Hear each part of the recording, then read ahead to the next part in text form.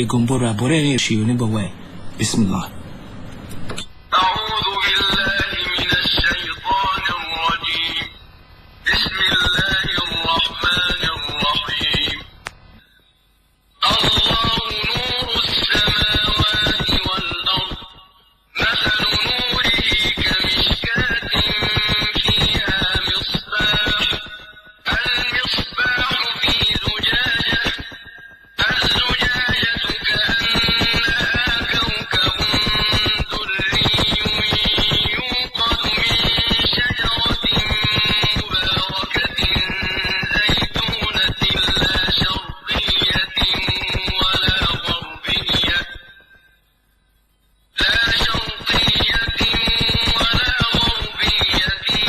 يكاد زيتها يضيء ولو لم تمسسه نار نور على نور يهدي الله لنوره من يشاء ويضرب الله الأمثال للناس والله بكل شيء عليم. الله من الشيطان الرجيم. بسم الله الرحمن الرحيم. الحمد لله وكفى والصلاة والسلام على رسوله المجتبى. adúpẹ́ ní ọ̀dọ̀ Ọlọ́run atọrọ ìkẹ́ àti gẹ̀ fún Ànábì wa Muhammad. èyí ni ètò yín ètò wa Nurul Islam, ètò tí a pèyàmọ́ ní ìrántí màmá wa Alhaja Elizabeth Babatunde ilé Gomboro Àbọ̀rẹ́rìn ní Èrúwà nípínlẹ̀ Ọ̀yọ́ wa níbí yìí. lálẹ́ yìí lágbára Ọlọ́run ba inú ilé tún ti kún fọ́fọ́. kódà ustad wa Iskeel tí wọ́n láǹfààní láti wá níjẹjọ tí mo sọ pé sẹ́ dáwà kan ò ní wọ́n bá lọ tí wọ́n láǹfààní láti wà pẹ̀lú wa ní alẹ́ tòní. ẹ sálámà sí àwọn ará ilé. Assalamu alaikum wa rahmatullahi wa barakatuh. Wa alaikum assalam wa rahmatullahi wa barakatuh. bákan náà bàbá ìdùnnú bàbá àlùbáríkà wọ́n tún bẹ níkàlẹ̀ lálẹ́ tòní. bàbá tí mò ń pèrè ni bàbá wa tí wọ́n jẹ́ olùdásílẹ̀ ilé ẹ̀kọ́ Ma'hadun Najah ìyẹn ní àdúgbò Muslim Ìbítóyè nìbàdàn, Fadilatu Sheikh Abdulwahid Abdulhamid. Assalamu sí àwọn ará ilé. Assalamu alaikum wa rahmatullahi wa barakatuh. lálẹ́ yìí lágbára lọ́wọ́ bá níjẹjọ a gbọ́ nípa àwọn ẹ̀kọ́ yáàyì èyí tó máa bẹ lára ẹni tó bá jẹ́ akẹ́kọ̀ọ́, àwọn ẹ̀kọ́ tó yẹ kárí lára ẹni tí ń wá ẹ̀kọ́ ní pàtàkì jùlọ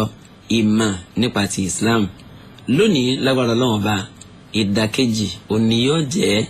ìrẹ́tọ́ jẹ́ àáfàá gangan tọ́lọ́n ti ṣàánú rẹ̀ tó ti nímà. àwọn ẹ̀kọ́ yáàyì wo ló yẹ kó máa bẹ lára àáfàá kó tó di pé bàbá wọn máa tẹ̀síwájú. ètò yín ètò wa kejì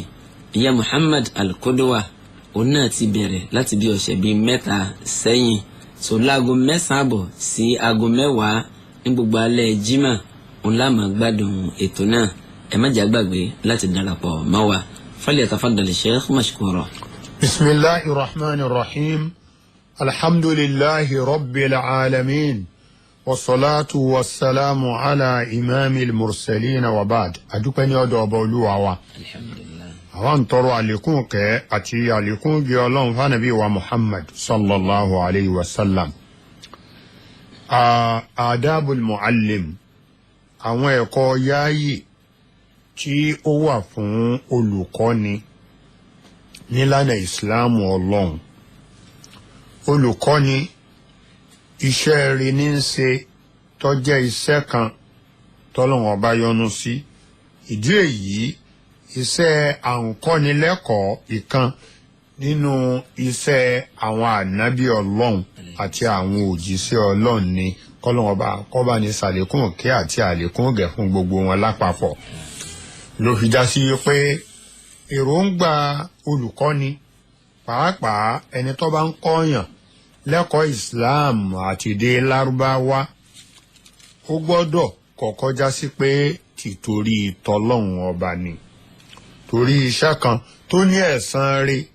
rẹpẹtẹ nínú fún ẹni tí bá ń ṣe ní ọ̀dọ̀ Ọlọ́run. ẹniṣẹ́ olùkọ́ni lẹ́kọ̀ọ́ ẹ̀sìn Islam lẹ́kọ̀ọ́ èdè Lárúbáwá. kí olùkọ́ni tó jẹ́ àáfàá kọ́kọ́kọ́ ní èròǹgbà wípé iṣẹ́ yìí òun ń ṣe nítorí tọlọ́run ọba ni àwọn ọmọ tó wọ́n máa kọ́ lẹ́kọ̀ọ́ ẹ̀sìn òun lẹ́mi tìtorí tọlọ́run pẹ̀lú ẹ̀ ẹ̀rí owó tí bá ń gbà lóṣù ìyẹn ò ní àkóbá kan tí ó kò bá ẹ̀san rẹ̀ tí ó gbà lọ́dọ̀ ọlọ́run lórí iṣẹ́ alálùbáríkà yìí lókùrúgbà tó bá ti lọ mọ́ tìtorí tọlọ́run ọba lọ́rùn. ẹ̀ẹ̀kejì òní pé àtàwádọ̀ wàhábdùl janah olùkọ́ afẹ́ kó ní ìtẹríba pẹ̀lú ìwà rẹ̀lẹ̀ kó má jẹ́ onígáàrù kó má jẹ́ ọlọ́kàn gíga sí àwọn akẹ́kọ̀ọ́ rẹ̀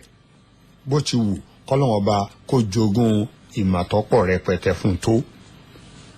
àti bó ti wù kọ́mọ̀yàn kọ́ tó lẹ́yìn tọ́lọ́wọ́n bá fún ní ìmọ̀ tó nítumọ̀ tó dẹ̀ jẹ́ ìmọ̀ tí è ṣe ìmọ̀ yẹ̀bùyẹ̀bù afẹ́ kọ́rẹ́rẹ́ ńlẹ̀ kó jẹ́ onítẹríba kó má jẹ́ onímọ́tómọ́tó onígáàrù níwájú àwọn akẹ́kọ̀ọ́ rẹ̀ torí pé bí owó ṣe máa ń gun ẹlòmíì bẹ́ẹ̀ ni ìmọ̀ máa ń gun àwọn àáfàá míì kò yẹ kí owó kó máa gun olówó kó á máa mú un ṣe bíi ìwà pálapàla sáwọn tó rí i pé wọn èso lówó bẹ́ẹ̀ ni kò yẹ kí ìmọ̀ máa gun onímímọ̀ kó á máa mú wá ṣe gàrú sí àwọn tí ó ń wò níwò yìí pé aláìmọ̀kan làwọn wọ̀nyí àwa lónímọ̀ ń tiwa. lókùrúgbà tó ti já sí pé ọlọ́run gan ó ń pa ànábì rẹ̀ Muhammad sallallahu alayhi wa sallam tó jẹ́ olùkọ́ni àgbà jùlọ tó ti já sí pé àwòkọ́ṣe rere ló jẹ́ fún wa ọlọ́run ọba ń pa á láṣẹ wípé kó ní ìwà rẹ̀lẹ̀ pẹ̀lú àwọn ọmọlẹ́yìn rẹ̀ tí wọ́n jẹ́ sàábé rẹ̀ tó ń túbọ̀ sí já sí pé ńlọlùkọ́ wọn ìlẹ́ni tí ń dá wọn lẹ́kọ̀ọ́ tọlọ́hun tí ọlọ́run sì ní kọ́ wa kọ́ wọn ní ẹ̀sìn yìí ọlọ́run ní kọ́ rẹra rẹ̀ ńlẹ̀ fún wọn bẹ́ẹ̀ dẹ̀ ni ànábì rẹ̀ Muhammad sallallahu alaihi wa sallam a mọ̀ wípé kò sẹ́nìkan tó níwà rẹ̀lẹ̀ tó láyé ọlọ́run sọ ní suratu Shu'ara aya 25 wípé waqfid janahaka liman ittaba'aka minal mu'minin ìwọ òjíṣẹ́ mi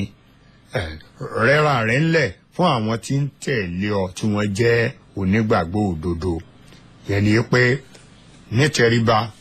fáwọn ọmọlẹ́yìn rẹ̀ rẹ́ra rẹ̀ ńlẹ̀ fáwọn ọmọlẹ́yìn rẹ̀ a sì mọ̀ yìí pé àwọn ọmọlẹ́yìn ànábì wa Muhammad sallallahu alaihi wa sallam ńlá wọn sàábé rẹ̀ òun làáfà wọn ńlọlùkọ́ wọn ńlọníwàásí wọn ńní atọ́ wọn sọ́nà tó ṣe yí pé ó ń fi wọ́n lẹ́sẹ̀ lé náà èyí tí ó mú kí wọ́n ṣoríire láyé àti lọ́jọ́ gbèǹdé àríkìámà tó ń ti bẹ́ẹ̀ ńlọ́lọ́run ní kó rẹra rẹ̀ ńlẹ̀ fún wọn tó sì rẹra rẹ̀ ńlẹ̀ fún wọn tó jẹ́ àpẹẹrẹ rere fún wọn àti fún gbogbo onígbàgbọ́ òdodo. ìdí èyí ní ẹlẹ́ẹ̀kejì. ẹ̀kẹta àtàhálí bil akhlaq islamiyya al hasana olùkọ́ ọgbọ́dọ̀ ní ìwà ọmọlúàbí ìwà Islam ìwà alukur'ani àti sunna ni ọgbọ́dọ̀ wà lọ́dọ̀ àáfàá tó jẹ́ olùkọ́ tí ń kọ́ àwọn ọmọ lẹ́kọ̀ọ́ kó lè jẹ́ àwòkọ́ṣe rere fún àwọn akẹ́kọ̀ọ́ rẹ̀ torí pé ìwà tí akẹ́kọ̀ọ́ bá rí lára olùkọ́ ńlò náà máa wù bí ẹni tó rí èèyàn bá ṣe rí lẹni tí wọ́n rí gangan náà ó rí bí olùkọ́ bá ṣe rí iná ni akẹ́kọ̀ọ́ rí lẹ́yìn wá ọ̀la. a fẹ́ nínú Islam kólùkọ́ àáfàá kó jẹ́ oníwà Islam oníwà alukur'an oníwà rere níwájú àwọn akẹ́kọ̀ọ́ rẹ̀ àti níwájú àwọn èèyàn lápapọ̀. èyí ni àwọn akẹ́kọ̀ọ́ fi gbé ìwà Islam ìwà tútù ìwà rere ìwà alukur'an látara olùkọ́ wọn tí àwọn náà tí wọ́n á máa nílapa re lára akẹ́kọ̀ọ́ tiwọn náà tàbáwọn èèyàn tó bá yóò sì mọ́ wọn lẹ́yìn wa ọ̀la táwọn náà bá dàgbà. ní agbègbè yìí ọlọ́run ròyìn ànábì rẹ̀ muhammad sallallahu alayhi wa sallam ní suratul qalam ayé ẹlẹ́ẹ̀kẹrin pé wa innaka la'ala khuluqin azim wọ lọ́mọ ga jù ní ìwà pẹ̀lẹ́ ní ìwà rere ní ìwà ọmọlúàbí o. ọlọ́run fi ìwà tó dáa ìwà tó yáàyì ó fi ròyìn ànábì rẹ̀ muhammad sallallahu alayhi wa sallam olùkọ́ rere àgbànú tọ́lọ́run fi ìwà rere tó ga jùlọ lọ́lá ròyìn. eléyìí ó gbọ́dọ̀ jẹ́ ìṣe àti ìwà gbogbo àwa tí a jẹ́ àáfàá kọ́mọlẹ́kọ̀ọ́ náà. tàbá rí àáfàá kan tó jẹ́ olùkọ́ tí ń kọ́mọlẹ́kọ̀ọ́ tó jẹ́ oníwà pálapàla ẹ̀rí oníwà ṣe ìtaání eléyìí kìí ṣe olùkọ́ rere kìí sì ṣe olùkọ́ tó nítumọ̀ nínú sharia islam. ọlọ́run tó ń sọ fún ànábì wa muhammad sallallahu alaihi wa sallam ní suratul a'raf aya 199 pé khusil afwa wa'mur bil 'urfi wa'rid 'anil jahilin. àmójúkò ní kó jẹ́ ọ̀pọ̀ fún ọ ìwò òjíṣẹ́ mi kò lámójúkò tọ́pọ̀ fáwọn èèyàn ní tó sì da ẹni kó o máa pa àwọn èèyàn láṣẹ kan ṣe. sórí àwọn aláìmọ̀kan tí wọ́n bá wù ẹ̀gọ́ sí ọ wò ó mọ́ wù hàn sí ẹ̀kan má ka ọ̀rọ̀ wọn má kà kún tiẹ̀. eléyìí túmọ̀ sí pé gbogbo olùkọ́ni àáfàá akọ́mọlẹ́kọ̀ọ́ ó gbọ́dọ̀ jẹ́ kámójúkò òun ọ̀pọ̀ fáwọn akẹ́kọ̀ọ́ ọ̀hún torí àwọn akẹ́kọ̀ọ́ máa ṣàṣìṣe wọ́n máa ṣùwàwù ńgbà míì àmójúkò rẹ̀ gbọ́dọ̀ pọ̀ fún wọn. Virus database n tó has sì been dá updated. lọ́gbọ́dọ̀ máa darí wọn sí ló sì gbọ́dọ̀ máa pa wọ́n láṣẹ rẹ̀ tí ó kórìíre bá wọn láyé àtọ̀run. èyí tó jẹ́ àtẹ̀mọ́ra ó gbọ́dọ̀ wà fún níwọ̀n àbá nípa ìwà ìmọ̀kànmọ̀kàn tí àwọn kan nínú àwọn akẹ́kọ̀ọ́ rẹ̀ bá ń wù sí i. eléyìí ni yóò fi rí àwọn akẹ́kọ̀ọ́ yìí rè ni ó sì fi rọ́nà tún wọn ṣe níbi àwọn àwà pálapàla tí wọ́n bá kù sí láti ilé wọn kí wọ́n tó wá síwájú rẹ̀ láti wá kẹ́kọ̀ọ́. ẹ̀kẹta ó gbọ́dọ̀ gbìyànjú láti rí wípé òun prógrámù ẹ̀kọ́ ọ̀hún fún wọn kìí ṣe pé kó máa da ẹ̀kọ́ lẹ̀ gbogbo àkókò lọ gbáà kó mọ́ fún wọn nísinmi. ẹ̀rí eléyìí yóò mú káwọn akẹ́kọ̀ọ́ kí wọ́n kó ṣuṣu ìyẹn ni syllabus fi máa ń wà láwọn ilé ẹ̀kọ́. ǹjẹ́yìn ọkọ̀ ní sẹ́mẹ́sítà kan ǹjẹ́yìn ọkọ̀ ní sẹ́mẹ́sítà kejì yóò ti pín àwọn ẹ̀kọ́ yìí débi wípé yálà bóyá wákàtí kan ni yóò fi ṣe sọ́bjẹ́ẹ̀tì kan ní o iye ìṣẹ́jú tí ó fi ṣàlàyé ìṣẹ́jú tí ó fi ilẹ̀ fún béèrè àti ìdáhùn ìṣẹ́jú tí ó fi ilẹ̀ fún kó tó gbé ìdánwò wọn lọ́nà kan ó gbọ́dọ̀ pín kì í ṣe pé kọ́kàn máa da gbogbo ẹ̀ lẹ̀ wákàtí mẹ́ta mẹ́rin márùn mẹ́fà káwọn ọmọ máa dìde. so èkó ṣíṣú yóò ṣẹlẹ̀ irú ìṣe báyìí kò dẹ̀ sí ní inú ètò ìlànà àǹkọ́mọlẹ́kọ̀ọ́ níbi kankan lágbàńlá ayé àfi ibi táìmọ̀ kan bá wà lọ́yà kù. so ìyẹn ni wọ́n fi ń gbà wá látọ̀dọ̀ ànábì wa muhammad sallallahu alaihi wa sallam ní abdullahi ọmọ masoud ó ní òjíṣẹ́ ọlọ́run sallallahu alaihi wa sallam ọmọ ń prógrámù àwọn wáàsí àtẹ̀kọ́ rẹ̀ fún wa ni nítorí ká má fi kó ṣuṣú nítorí kí ìrẹ̀wẹ̀sì kó má fi bá wa. eléyìí ó gbọ́dọ̀ wà fún gbogbo olùkọ́ kọ̀ọ̀kan á ṣàkíyèsí àkókò á ṣàkíyèsí ní tá a fẹ́ kọ́ wọn á fún wọn ní àǹfààní àti jẹ́ kí n tí à ń kọ́ wọn kọ́ wọnú ọpọlọ wọn lọ kọ́mọ́dì yìí pé a máa pẹ́ jù yóò wá máa fa ìkòṣúṣú tàbí ìmáa tòògbé fún wọn. ẹlẹ́ẹ̀karùn-ún olùkọ́ gbọ́dọ̀ jẹ́ ni tí yóò máa gbóhùn sókè tí bá ń kọ́ ọmọ lẹ́kọ̀ọ́ ẹ̀kọ́ rẹ̀ kọ́ máa rìpíìtì ẹ̀ bí ẹ̀mejì ẹ̀mẹ́ta akọ́ eléyìí látọ̀dọ̀ ànábì wa muhammad sallallahu alaihi wa sallam torí pé anas ọlọ́mùbá ní sàlékún ìyọnú ẹ̀ fún ó ní ànábì sallallahu alaihi wa sallam tó bá ń sọ̀rọ̀ báyìí yálà ó ń ṣe wá sí ni o ó ń dá wa lẹ́kọ̀ọ́ ni o gbólóhùn ọ̀rọ̀ rẹ̀ ó máa ń pààrà rẹ̀ bí ẹ̀mejì bí ẹ̀mẹ́ta kí gbogbo àwọn èèyàn ó lè bá àgbọ́yé tọrọ lọ́wọ́n ọ̀dá ìgbọ́ bákan náà kò dá iye wa náà bákan náà ẹlòmíì ẹ̀ẹ̀kan yóò ti gbọ́rọ̀ ẹlòmíì ẹ̀ẹ̀kan ọ̀rọ̀ ó ti yé ẹlòmíì bí wọn ò sọ lẹ́ẹ̀kejì ẹlòmíì bí ò di bí ọwọ́ ẹ̀ẹ̀mẹ́ta kò ní tí ì gbọ́n tí wọ́n ń wíyé láti etí rẹ̀ tàbí kò ní tí ì yé nínú ọpọlọ rẹ̀ ìyẹn ló fi já sí pé akẹ́kọ̀ọ́ rere yóò ṣàkíyèsí pé ẹ̀kọ́ ọ̀hún lẹ́yìn tó ń ṣàlàyé kan òun tó gbìyànjú sílẹ̀ kejì òun tún try láti tún jẹ́ kálàyé yẹn kó lọ sínú ọpọlọ àwọn akẹ́kọ̀ọ́ ọ̀hún lórí ẹ̀kẹta fún kí àgbọ́yé ẹ̀kọ́ ọ̀hún kò fi lè kárí gbogbo àwọn akẹ́kọ̀ọ́ tọrọpọlọ kò rí bákan náà ìgbọràn kò rí bákan náà. hadisi tá a fi ṣẹ̀rí láàrin yẹn wọ́n bẹ nínú sọ̀hí Bukhari bí n tó síwájú rẹ̀ sì wà nínú Bukhari àti Muslim. nínú ẹ̀kọ́ tó gbọ́dọ̀ wà fún olùkọ́ ní ijabatu sa'il ahyana bi akthar mimma sa'ala kọ́fà yìí lẹ̀ fáwọn akẹ́kọ̀ọ́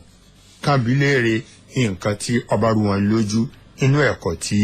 ọba kọ́ wọn èyí kọ́ ọmọ kọ́mọ lẹ́kọ̀ọ́ kọ́ ọmọ jẹ́ kí wọ́n ó béèrè ẹ̀rí wọ́n láti ní béèrè tí wọ́n ó bí ọ́ tó o sì gbọ́dọ̀ dá wọn lóhùn rẹ̀ torí pé ẹ̀kọ́ lẹ́yìn náà tí ó mú wọn tún di onímọ̀ kún ìmọ̀ tó o ti ṣàlàyé rẹ̀ fún wọn. tọ́ bá wá bí akẹ́kọ̀ọ́ léèrè ńgbà míì lórí nǹkan kankan ìdáhùn rẹ̀ lè pọ̀ ju abala tí wọ́n ti bí léèrè lọ torí pé kí ó fi lè rí àlékún mọ̀ kí n tá a fẹ́ ṣàlàyé fún un kó tó fi lè yé ju bí tí ó béèrè máa lọ. eléyìí ọjọ́ kan nù sí ànábì wa Muhammad sallallahu alayhi wa sallam Abdullahi ọmọ Umar ọlọ́run kó bá ní sàlékún ìyọnú ẹ̀ fún bàbá àtọmọ ó ní ọkùnrin kan wá bójì sí ọlọ́run ọba bilérè pé irú aṣọ wo lẹni tó bá wà nínú wúrù mi ájì tàbí wúrù mi umura lè wọ̀ ọ̀fẹ́ mọ̀rú aṣọ tẹni ọba wà nínú wúrù mi ṣe ájì tí ò lè wọ̀ ànábì sallallahu alayhi wa sallam ọwọ́ á dá lóhùn tó ṣe yí pé ọjọ́ kálá yìí yẹn yanjú ó ní kò ní wọ ẹ̀wù tí wọ́n rán ìyẹn ẹni tó bá wà nínú wúrù mi ájì tàbí wúrù mi umura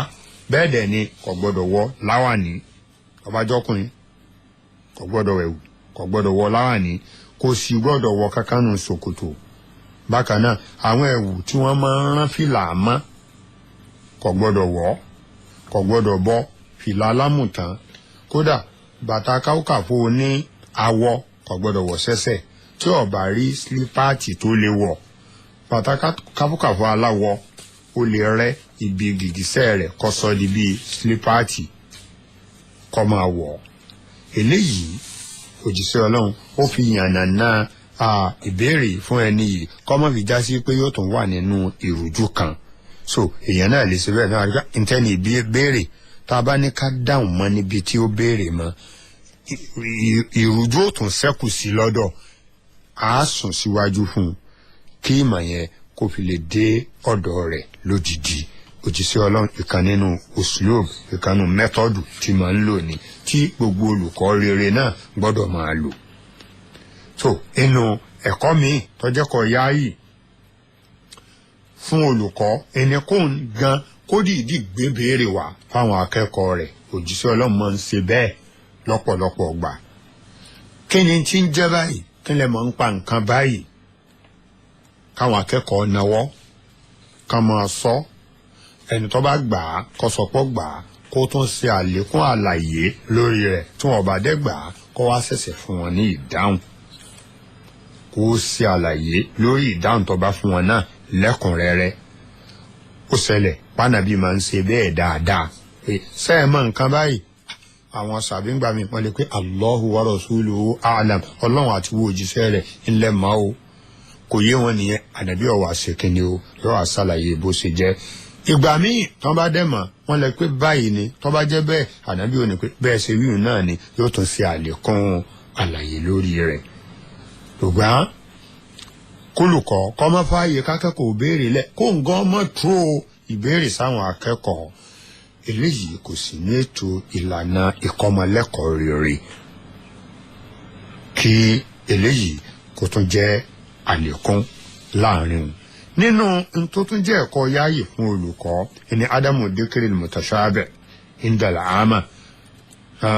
wa an yakhussa bil ilmi qawma duna qawmi in tó bá lè dàrú jùlẹ̀ fákẹ́kọ̀ọ́ kọ́mọ yà síbẹ̀ rárá torí pé ó gbọ́dọ̀ ṣàkíyèsí ọpọlọ àwọn akẹ́kọ̀ọ́ àti ọdún orí wọn ní gbogbo aṣọ kọ́là àṣà lórùn ẹ̀kọ́ tó bá rí pọ́kọlọ wọn ò tí ì gbé tàbí éèjì wọn ò tí ì gbé má dàálẹ̀ kọ́ ọmọ kó wọn sínú wàhálà ẹ̀kọ́ tó bá sì yẹ kọ́ kọ́ àwọn kan yálà kàtígórì àwọn eléyìí ẹ̀kọ́ wọn ti jìnnà má sàhùn rẹ̀ kọ́ wá gbé ẹ̀kọ́ tó jù wọn lọ fún ẹni tí ò tó wọn eléyìí náà tó jẹ́ ètò ẹ̀kọ́ tí ò bójúmu ìyẹn ni àwọn àfáà fi sọ yìí pé ìgbà míì Ànábì wa Muhammad sallallahu alaihi wa sallam yóò specialize àwọn kan nínú àwọn sàbẹ sọ nǹkan kankan fún wọn tó bá dẹ̀ ní ntọ́ sọ yìí inú wa dùn ṣé ká sọ fún ká máa sọ fáwọn èèyàn lọ Ànábì yẹn àní ẹ má sọ fún àwọn èèyàn torí pé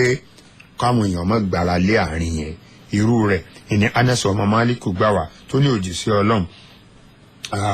ọ̀n lọ pẹ̀lú Mu'az ó wà lórí kẹ́tẹ́kẹ́tẹ́ Mu'az jókòó lẹ́yìn rẹ̀ lórí kẹ́tẹ́kẹ́tẹ́ lọ́ba ní mo pè wọ́n Mu'az dá lóhùn pé wọ́n jẹ́ pé rẹ̀ wò òjíṣẹ́ Ọlọ́run Ànábì wa sọ fún Mu'az yìí pé kò sẹ́ni tí ó gbà pé kò sẹ́ni tó tọ́ láti máa sìn ju Ọlọ́run kan ṣoṣo Allah lọ tí ó sì gbà pé mi Muhammad òjíṣẹ́ Ọlọ́run ni mo jẹ́ nítòdodo àfi kónítọ̀hún kọ́mọ wọná Ọlọ́run tọ́ba ikú sórí ìgbàgbọ́ yìí lọ́jọ́ ìgbéǹde àlìkíyámà bí Mu'az ṣe gbọ́ eléyìí pé tí a bá ti gbà pé ọ̀kan lọ́lọ́run tí òru nǹkan mi pọ̀ mọ́ tó gbà pé Muhammad òjíṣẹ́ Ọlọ́run ní lódodo tí a bá ikú lórí ìgbàgbọ́ yìí àlìjánnà lèèyàn lọ èèyàn ò ní wọná Mu'az ní ṣé kí n máa sọ fáwọn èèyàn Ànábì ní má sọ fún gbogbo èèyàn má sọ kí wọ́n má gbára léyìn tó ẹlòmíì tó ṣẹ̀ṣẹ̀ wọnú ìsàwọn nígbà tó ń ti gbà pé la ilaha illallah tó ń ti gbà pé Muhammad Rasulullah Ànábì ti ní òun ò ní wọná tó ń bá ikú orí rẹ̀ ó lè kọrùn lẹ́kọ̀ọ́ mọ́ kì ó lè kọrùn màdánà lẹ́kọ̀ọ́ mọ́ gbà ó lè kọ sàkà lẹ́kọ̀ọ́ mọ́ yọ ó lè kájì lẹ́kọ̀ọ́ mọ́ sí torí ó ṣẹ̀ṣẹ̀ wọnú ìsìláàmù ni kò tí oníṣẹ́bẹ́nu kó wọ́n gbàgbọ́ ni ìgbàgbọ́ láìsí sẹ́dẹ̀nì òkú ni gẹ́gẹ́ báwọn kan ṣe máa ń sọ òun ti gbàgbọ́ òun ò ní ìdí iṣẹ́ mọ́ ṣùgbọ́n ẹni tí Ànábì bá sọ mọ̀ pé àwọn eléyìí ti wà nínú iṣẹ́ tọ́lọ́wọ́n bá ń fẹ́ orí iṣẹ́ yẹn bí wọ́n sì máa lékún nú ẹ̀ ni wọ́n dẹ̀ wà lẹ́yìn ìgbàgbọ́ tó ti jìdò lọ́dọ̀ wọn yẹn l'Ànábì fi kọ́ṣán rẹ̀ gbogbo aṣọkọ́là aṣọ lóru ọpọlọ tiẹ̀ gbé àgbọ́yé rẹ̀ gbé ẹ̀sìn rẹ̀ ti gbé lóde nsọ́fún ọ kìí ṣe gbogbo èèyàn lórí bíi rẹ̀ níparí olùkọ́ rere tí ó bá bẹ̀rẹ̀ iṣẹ́ yóò bẹ̀rẹ̀ lórúkọ Ọlọ́run yóò fi ọpẹ́ fún Ọlọ́run kódà yóò ṣe àsàlátù fún Ànábì wa Muhammad sallallahu alayhi wa sallam tọ́lá Ànábì ti fi ẹ̀ka sọ tẹ́lẹ̀ wípé gbogbo èyíkéyìí iṣẹ́ tá a bá bẹ̀rẹ̀ láì fowókọ Ọlọ́run síwájú tàbí ká fi ẹ̀yìn fún Ọlọ́run síwájú kò sóore inú ẹ̀ kò sàlùbáríkà inú ẹ̀ pàápàá olùkọ́ rere nínú Islam ó fẹ́ bẹ̀rẹ̀ ẹ̀kọ́ bisimilahi rahman rahim alhamdulilayi rabbil alamin wasalaatu wasalaam ala rasulillah àti bẹ́ẹ̀ bẹ́ẹ̀ lọ tí ó bá dẹ̀ parí ẹ̀kọ́ tó ń kọ́ àwọn akẹ́kọ̀ọ́ subhanaka allahumma bihamdik ashhadu an la ilaha illa ant astaghfiruka wa atubu ilayk báyẹn tàbí allahumma inna nas'aluka min khashyatika ma ta'ulu bi baynana wa bayna ma'asika wa min ta'atika ma tuballighuna bi jannatika wa min al-yaqin ma tu'awwin bi alayna wa mat'ina allahumma bi asma'ina wa absarina ma ayitana ولا تجعل مصيبتنا في ديننا ولا تسلط علينا بذنوبنا من لا يخافك فينا ولا يرحمنا يبو سوا nínú hadith abẹ̀rẹ̀ lórúkọ Ọlọ́run àti ìfọpẹ́ fọ́lọ́run àti ìtọrọ àlékún kẹ́ àti gẹ̀ Ànábì wa Muhammad sallallahu alaihi wasallam a sì parí pẹ̀lú ìfọpẹ́ fọ́lọ́run àti ìṣe subhanaka allahumma bihamdik ashhadu an la ilaha illa ant astaghfiruka wa atubu ilayk báyìí láàdù kọ́lọ́wọ́ bá kó gba ìwọ̀n bá tá a lè mẹ́nuba lẹ́sìn lọ́wọ́ wa lọ́la ìjọ kan ṣoṣo rẹ̀. kọ́lọ̀ bá lè san bàbá wa ní ẹ̀san olóore fún àǹfààní ẹ̀yìn tí ẹ̀sẹ̀ ń darapọ̀ mọ́ wa ètò yín ètò wa Nurul Islam oníwọ̀ làkàdì lọ́wọ́ pẹ̀lú atẹ́gùn náà. wa aleykum salaam wa rahmatulahi wa barakatuh. náà kí ni ìbéèrè yín sà. ǹjẹ́ ó lẹ́tọ̀ọ́ sí olùkọ́ kó fi àpàtì ọmọ ní ẹ̀ra olùkọ́ bẹ́ẹ̀ kọ́ lẹ́kọ̀ọ́. Ustaz Eskin wọ́n ní sọ́lẹ̀ tó kọ́ olùkọ́ fi àpá sọ́mọ láà. náà bisimilahi rahman rahim. Ìdáhùn sí ìbéèrè yẹn ò ní pé ní sápánná kódà kí olùkọ́ kí ó fi àpá sí ọmọ lára, ṣùgbọ́n ìwòye sí nínú ẹ̀kọ́ ẹ̀sìn ni pé ọmọ tí orí ẹ̀ bá wálẹ̀ dáadáa àwọn òbí ẹ̀ sábà mú wá sí ilé ẹ̀kọ́, èyí tí wọ́n bá ti fẹ́ ya bí ẹ̀hàn náà ni wọ́n fẹ́ mú wá sílé kéwú, ìyẹn lè fa ní tó fi jẹ́ pé ọmọ ìmọ̀ ńlá pàlára látọ̀dọ̀ olùkọ́. Wallahu ta'ala a'lam.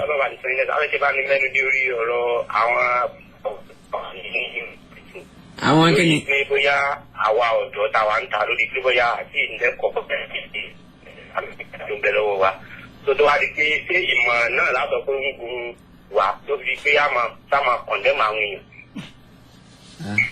sáyẹ̀nsì ìtọ́ ní kọ̀rọ̀ yìí kan. náà wọ́n ti gbọ́ yín yé. ọ̀rọ̀ ń ti yé ẹ̀ka. Jazakumullahu khairan. Ọlọ́run bá yọ ọ̀sán ilé ẹ̀sán rẹ̀. Bóyá ńgbà tí wọ́n bá yá wọ́n ka mọ́jẹ̀mú àwọn èèyàn tí wọ́n lè máa ṣe fatiwa fún wa, ọ̀rọ̀ padà débẹ̀ náà. Ìrọ̀ fatiwa ṣíṣe kìí ṣe likulli man habba wa dabba fil ard. Kìí ṣe gbogbo àwọn èèyàn ni láwọn èèyàn ti ń sọ pé eléyìí kèfèrí, eléyìí múnàfíkì. So ń gbọ́ insha Allah ta'ala ìdánilẹ́kọ̀ọ́ wà síbẹ̀ kọ́nà bá lè gbọ́ lákòóso àná. náà lónìí bẹ̀rẹ̀ yín wọ́n ẹ jìnnà sí rédíò yín ẹ̀dá kọ̀tọ̀ lọ́nà àbí kẹ́ ẹ pa. ẹ kí ẹ máa kírun ní kí sàárè wà níwájú mọ́ṣáláṣí tí ẹ ń kírun ní. bàbá wa. kódà kéèyàn máa kírun ní àdójúkọ sàárè násù àdìsí wà lórí rẹ̀ pé kódà kí èèyàn má dojúkọ sàárè kíbla ní kéèyàn ò dojúkọ kódà kéèyàn ò jìnnà sí kéèyàn máa kọjú sí sàárè kírun wallahu alam. àkọlọ̀ máa ní san bàbá wa ní ẹ̀sán olóore àwọn èèyàn tí ẹ ti jẹ́ kí ká tiẹ̀ tí ì parí tí a ti ń pè lọ́tún tí a ti ń pè ní òsì kọ́lọ̀ nǹkan bá ní sẹ́ni kankan ní ẹ̀sán olóore. ìyẹn tá a ti ń ṣe àgbéyẹ̀wò rẹ̀ látàárọ̀ ó ní àwọn ẹ̀kọ́ yáàyè ètò ẹ̀kọ́ máa bẹ lára olùkọ́ni lẹ́kọ̀ọ́. bàbá wa sọ ọ̀rọ̀ kan wọ́n fẹ́ kí á dì mú dáadáa wọ́n ní kaifa ma yakunil murabbi yakunil murabba bólùkọ́ bó bá ṣe rí bẹ́ẹ̀ náà lọ́mọ tí ń kọ́ lẹ́kọ̀ọ́ bẹ́ẹ̀ náà ló náà òní ọmọ sí ya tó bá rí bẹ́ẹ̀ ẹ̀yọ́ àjẹ́ adẹ́júlẹ̀ kálíbà rí mọ́ ká sì àkíyèsí irú olùkọ́ wo gangan ńlọ yẹ ká fi ọmọ sí lọ́dọ̀ láti máa kọ́ lẹ́kọ̀ọ́. ṣé olùkọ́ kéwú títún ṣe ìṣègùn eléyìí ńlá fọmọ sí lọ́dọ̀ ni tó ṣe pé ọmọ ó gba àsìkò tẹ́ ké ka kéwú pátá orí aláǹgbá òní ọmọ wá káàkiri ìpín ojú ayán ìtọ̀ ìrà àti bẹ́ẹ̀ bẹ́ẹ̀ lọ. so ká wá àáfàá tó yanjú ètò ọba nìkan mọ̀ wá lẹ́kọ̀ọ́ ẹ̀sìn ọlọ́run jẹ́ káwọn máa jẹ́ kí wọ́n lálùbáríkà kò ní jù báyìí lọ lálẹ́ ètò ní lágbára ọlọ́run tó bá di ní ọjọ́ mẹ́jọ ẹ tún darapọ̀ mọ́ wa lórí ètò ẹ má gbàgbé lọ́tùnla Muhammad Al-Kodowa láago 9 àbọ̀ sí 9 jẹ́bẹ́ ṣe láǹfààní láti gbọ́ wa kétékété nílé Adéyẹmí Amsat onítẹ̀gbìnrà gbìn tẹ̀fín láǹfààní láti gbọ́ wa lọ́ọ̀dẹ̀ yín olóòtú ètò oní Alhaji Tahir Abọ́ládé Imam ọmọ ìyá yín nínú ẹ̀sìn Islam Abdulrahman Ọlálékan Muhammad Al-Awwal títí ọjọ́ mẹ́jọ náà ma'as salama.